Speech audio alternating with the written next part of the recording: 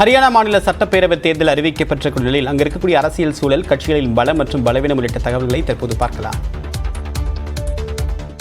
ஹரியானாவில் அக்டோபர் 1ஆம் தேதி ஒரே கட்டமாக தேர்தல் நடத்தப்படும் அப்படின்னு தேர்தல் ஆணையம் அறிவிச்சிருக்காங்க. ஹரியானாவுடைய இதுக்கு முன்னாடி இருக்கக்கூடிய எலெக்ஷன் பெர்ஃபார்மன்ஸ் எப்படி, அங்கே இருக்கக்கூடிய வெற்றி தோல்வியை தீர்மானிக்கக்கூடிய அம்சங்கள் எது அப்படின்னு பார்க்கலாம்.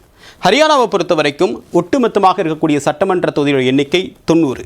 இதில் பெரும்பான்மைக்கு தேவையான எண்ணிக்கை 46. இப்போ முதலமைச்சராக யார் இருக்காங்க அப்படின்னு பார்க்கும்போது நயாக் சிங் சைனி தான் முதலமைச்சராக இருக்கார். பாஜகவை சேர்ந்தவர் தான் இங்கே முதலமைச்சராக இருக்கார். 2014 2019 வரைக்கும் ஹரியானாவை ஆளக்கூடிய கட்சியாக பாஜக தான் இருக்குது. 2014 19 வரைக்கும் தனி பெரும்பான்மையோடு ஆட்சியில் இருந்தாங்க.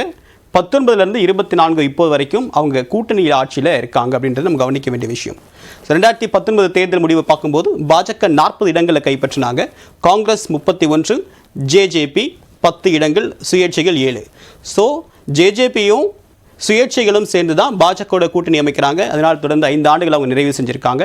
தொடர்ச்சியாக 10 ஆண்டுகள் ஹரியானாவை பாஜக கூட்டணி கட்சிகளும் ஆட்சி செஞ்சுருக்காங்க அப்படின்னு நம்ம கவனிக்க வேண்டிய விஷயமா இருக்குது. சரி, இங்கே செல்வாக்கும் மிக்க சமூகம் என்னென்ன அப்படின்னு பார்க்கும்போது ஓபிசி வாக்காளர்கள் சதவீதம் அப்படின்னு பார்க்கும்போது 30%, ஜாட் 25%, பட்டியலினத்தவர்கள் 20%, இதர சமூகத்தினர் 25%. ஸோ இந்த சமூகத்துடைய குறிப்பிட்ட சமூகத்துடைய வாக்கு இவங்களுக்கு அப்படின்னு சொல்ல முடியாது. என்ன காரணம் அப்படின்னு பார்க்கும்போது 2024 மக்களவைத் தேர்தலில் காங்கிரஸ் 5 இடங்கள்லையும் பாஜக 5 இடங்களையும் ஜெயிச்சிச்சு அப்படின்றது கவனிக்க வேண்டிய விஷயம்.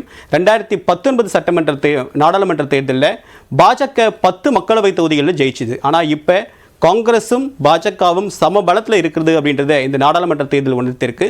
ஸோ வரக்கூடிய நாட்களில் ஹரியானாவில் தேர்தல் பிரச்சாரம் வேகம் எடுக்க இருக்கு. ஹரியானாவை கைப்பற்ற வேண்டிய தேவை பாஜகவுக்கு இருக்கிறதா கருதுறாங்க. ஸோ எப்படி பிரச்சாரம் இருக்க போது, யார் கைப்பற்ற போகிறாங்க அப்படின்றத வரக்கூடிய நாட்களில் பார்க்கலாம்.